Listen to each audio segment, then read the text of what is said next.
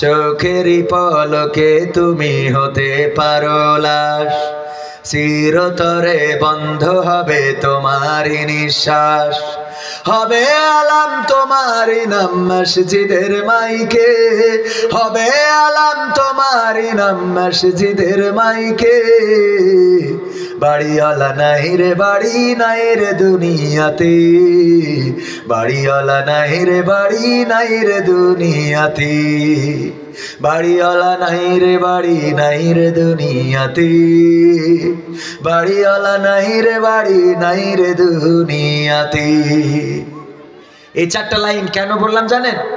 যারা এখনো বাইরে রয়েছেন, মাইকের আওয়াজ শুনছেন, প্যান্ডেলের কাছে আসেন নাই, তাদের মনে রাখা উচিত চোখেরই পলকে লাশ হওয়া, লাশ হয়ে যেতে হতে লাশ হওয়া লাগতে পারে না, পারে না। এই গান যিনি লিখেছিলেন জনাব মুহতারাম আব্দুল কাদির হাওলাদার রাহিমাহুল্লাহ, উনি গতকালকে ইন্তেকাল করে কবর দেশের বাসিন্দা হয়েছেন। ইন্না লিল্লাহি ওয়া ইন্না ইলাইহি রাজিউন। উনি চলে গিয়েছেন, আমাদেরকেও যেতে হবে। ওগো আমার ভাইয়েরা, যিনি স্মরণ করিয়ে দিয়েছিলেন চোখের পলকে লাশ হয়ে যেতে পারি, চোখের পলকে তুমি মরে যেতে পারো, তোমার নাম মসজিদে আলাম হবে, যে অমুক ব্যক্তি মারা গিয়েছে তার অমুক টাইমে জানাজা হবে। যেই লোকটি স্মরণ করিয়ে দিয়েছে গোটা বাংলাদেশ, যার লেখা গান শুনে অনেকেই সচেতন হয়েছে, অনেকেই হয় নাই, যে ব্যক্তি সচেতন করার চেষ্টা করেছিলেন সেই মুয়াজ্জিন আজকে কবর দেশের বাসিন্দা। আমরা দোয়া করি আল্লাহ তার কবরকে জান্নাতের বাগান করে দিন, বলেন আমিন।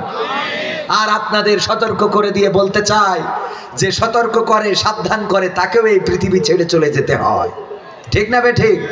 যে সতর্ক করে সাবধান করে তাকেও যেতে হয়, এমনকি যে বলে পালাবো না তাকেও পালাতে হয়, ঠিক না বে ঠিক? পালাবো না, ক্ষমতা ছাড়বো না, তাকেও ক্ষমতা ছাড়তে হয়।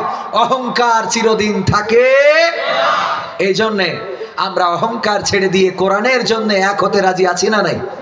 এক হওয়া যাবে ইনশাআল্লাহ। মুসলমানে মুসলমানে দ্বন্দ্ব করা চলবে না, সীসা ঢালা প্রাচীর হবে কখনো তা টলবে না। মুসলমানে মুসলমানে দ্বন্দ্ব করা চলবে না, সীসা ঢালা প্রাচীর হবে কখনো তা টলবে না। তবেই শান্তি পাবে অশান্তি দূর হবে, তবেই শান্তি পাবে অশান্তি দূর হবে। কেউ আর মুসলমানের বাজে কথা বলবে না, মুসলমানে মুসলমানে দ্বন্দ্ব করা চলবে না, সীসা ঢালা প্রাচীর হবে কখনো তা টলবে না। কে আওয়ামী, কে বিএনপি, কে জামাত ইসলাম, এটা আমাদের নয় পরিচয় মুসলিম।